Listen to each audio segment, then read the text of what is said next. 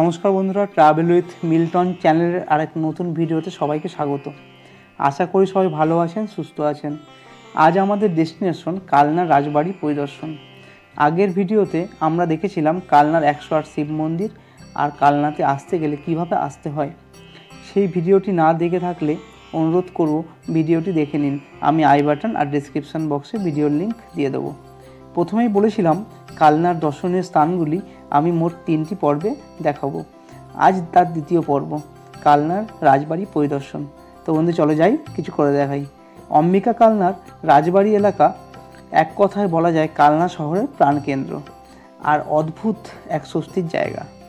যতবারই এখানে আসি স্তম্ভিত হয়ে যাই ঐতিহাসিক এই অপূর্ব নিদর্শন দেখে, যা আমাকে এই ঐতিহাসিক ভাস্কর্যের পেছনের ইতিহাস জানার আগ্রহ আরও বাড়িয়ে তোলে। এই ঐতিহাসিক আবিষ্কার আর তার পেছনের ইতিহাস আমি এই ভিডিওর মাধ্যমে আপনাদের সামনে তুলে ধরব।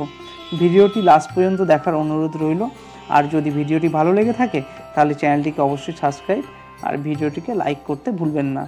আপনাদের একটা লাইক আমাকে আরও মোটিভেট করবে নতুন করে ভিডিও তৈরি করতে।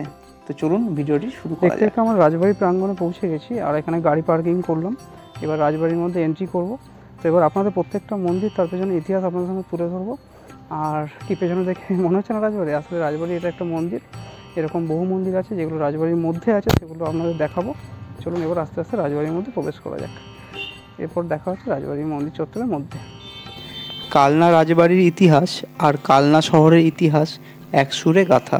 নবকৈলাস মন্দিরের ঠিক বিপরীতে রয়েছে কালনার অন্যতম টেরাকোটার মন্দির সমূহ, যা কালনা রাজবাড়ি কমপ্লেক্স হিসেবে পরিচিত। রাজবাড়ি কমপ্লেক্সের প্রবেশদ্বার পেরিয়েই প্রথমে আসবে রাজবাড়ির প্রাচীন কামান। এরপর শুরু হলো মন্দির দেখা, আর প্রথমেই দেখা প্রতাপেশ্বর মন্দির। 1849 সালে বর্ধমানের রাজা প্রতাপচাঁদের স্ত্রী শিয়ারি কুমারী তার স্বামীর স্মরণে মন্দিরটি প্রতিষ্ঠান করেন। মন্দিরে রয়েছে কালো পাথরের শিবলিঙ্গ আর 3টে নকল দরজা। মন্দিরের গায়ে পোড়ামাটির কাজ এক অদ্ভুত নিদর্শন। বিভিন্ন দেবদেবীর লোকাচার ও পৌরাণিক কাহিনীর জীবনলিপি অলঙ্কিত রয়েছে। কালনা টেরাকোটার কাজের যত মন্দির রয়েছে তার মধ্যে শ্রেষ্ঠ হলো প্রতাপেশ্বর মন্দির। মন্দিরে নিত্য পুজো করা হয়। প্রতাপেশ্বর মন্দিরের পাশেই 1758 সালে তৈরি রাসমঞ্চ রাজবাড়ির এক অন্যতম নিদর্শন। ছাদবিহীন এই মঞ্চের মধ্যে আছে ছোট এক ঠাকুর দালান, যেখানে একসময় রাস উৎসব পালন করা হতো। বর্তমানে দাঁড়িয়ে যা এখন অতীতের কথা মনে করিয়ে দেয়। রাসমঞ্চের ছাদ বোধহয় অনেকদিন আগেই ভেঙে গেছে। এখন রাসমঞ্চের বাকি অংশ 28টি পিলারের ওপর দাঁড়িয়ে আছে।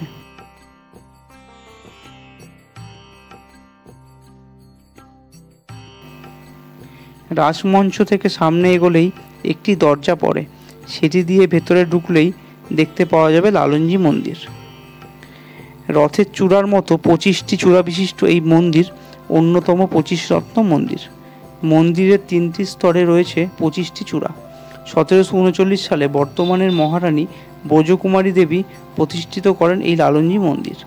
পুরো মন্দির জুড়ে আছে অসাধারণ সব টেরাকোটার কাজ, তবে সময়ের বিবর্তনে কিছু জায়গায় টেরাকোটার কাজ নষ্ট হয়ে গেছে। আর্কিওলজিক্যাল সার্ভে অফ ইন্ডিয়া খুব যত্ন করে আগলে রেখেছে অতীতের স্মৃতি জর্জরিত লালনজি মন্দিরকে। মন্দিরের প্রবেশদ্বার পেরোলেই প্রথমেই চোখ পড়ে এক পালকি। রানী অতীতে এই পালকিতে করে লালনজি মন্দির প্রাঙ্গণ ঘুরতেন। রয়েছে প্রবেশদ্বারের ঠিক ওপরেই কাঠের তৈরি ছোট 3টি ঘোড়ার প্রতিকৃতি।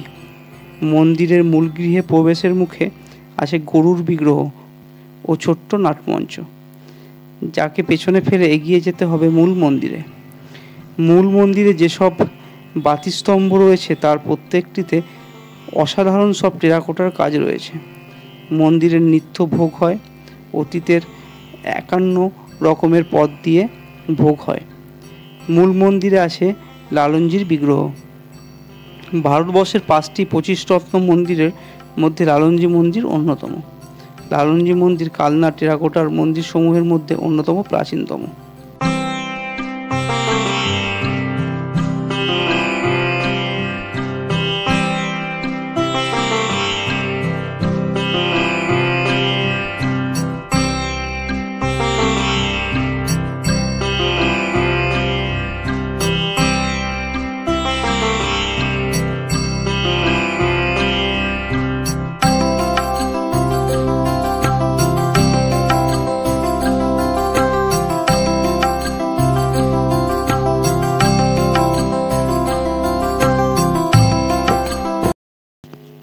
লালনজি মন্দিরের প্রবেশদ্বারের ঠিক বাঁদিকে নারায়ণশিলা মন্দিরের পাশেই রয়েছে গৌরী গোবর্ধন মন্দির। অন্য মন্দির থেকে এই মন্দিরের নির্মাণ কার্য সম্পূর্ণ আলাদা। মন্দিরের নির্মাণ কাজ হয়েছে গোবর্ধন পাহাড়ের অনুকরণে। মন্দিরের খাজে রয়েছে নানা মুনি ঋষি, দেবতা ও জীবজন্তুর মূর্তি। মন্দিরের ভেতরে বেশ কিছু চিত্রকলা ও অলঙ্কৃত রয়েছে।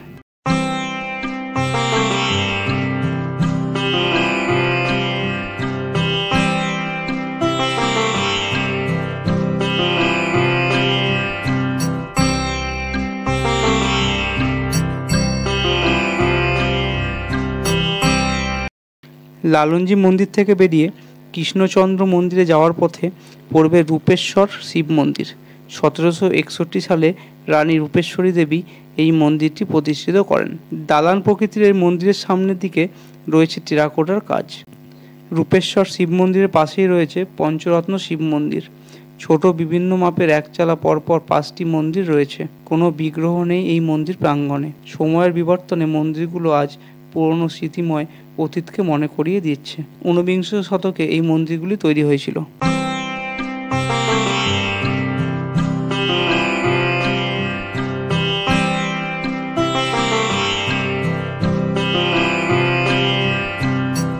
পঞ্চরত্ন শিব মন্দির থেকে বেরিয়ে কৃষ্ণচন্দ্র মন্দিরে যাওয়ার পথে পড়বে বিজয় বৈদ্যনাথ মন্দির।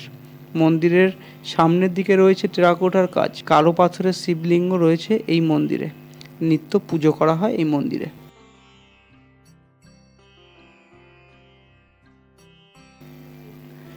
বিজয় বৈদ্যনাথ মন্দির ঘুরে চলে এলাম রাজবাড়ির চত্বরের সবচেয়ে উল্লেখযোগ্য কৃষ্ণচন্দ্র মন্দিরে।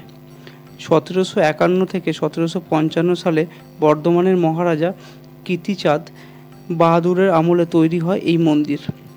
3টি স্তরে রথের চূড়ার মতো 25টি চূড়া আছে এই মন্দিরে। মন্দিরটিতে রয়েছে টেরাকোটার এক অসাধারণ নিদর্শন। মন্দিরের ভেতরে প্রত্যেকটি বাস্তিস্তম্ভে রয়েছে টেরাকোটার কাজ, যা অতীতের এই সব শিল্পীরা দেউল রীতি সমৃদ্ধ অপরূপ কাজ দিয়ে ফুটিয়ে তুলেছেন। মন্দিরের মূল গৃহে রয়েছে রাধাকৃষ্ণের বিগ্রহ, যেখানে নিত্য পুজো করা হয়। ভারতবর্ষের 5টি 25 রত্ন মন্দিরের মধ্যে কৃষ্ণচন্দ্র মন্দির অন্যতম। মন্দিরের অন্যতম আকর্ষণ হলো পঞ্চবটী গাছ, যেখানে রয়েছে 5টি বিভিন্ন গাছের মিলন ক্ষেত্র। মন্দিরের মূল গৃহে প্রবেশের মুখে আছে গরুর বিগ্রহ। কৃষ্ণচন্দ্র মন্দিরের ঠিক পাশেই রয়েছে বদ্রীনারায়ণ মন্দির। মন্দিরের মূল আকর্ষণ হলো কালো শিলা পাথরের মধ্যে খোদাই করে অলঙ্কৃত করা হয়েছে নারায়ণের ভাস্কর্য, যা এক কথায় অনবদ্য।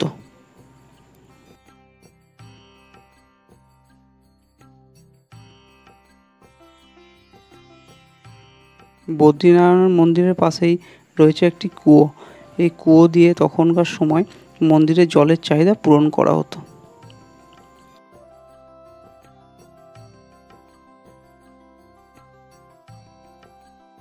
ঘুরতে ঘুরতে আমরা এখন কৃষ্ণচন্দ্রজি মন্দিরের ভেতরে আছি। তো আপনারা যখন এখানে আসবেন, ভেতরটা এতটাই অসাধারণ জায়গা, আর আপনারা এখানে বসে কিছুটা টাইম কাটাতেই পারেন। এখানে বসার খুব সুন্দর জায়গা আছে। আছে রামের মন্দির, কিন্তু রামের হাতে দেখতে পেলাম না কোনো অস্ত্র। আর আপনারা এখানে বসার জায়গাও আছে, আপনারা এখানে বসবেন। ভেতরটা খুব সাজানো গোছানো, এখানে বসে আপনার ভালো টাইম কাটাতে পারবেন।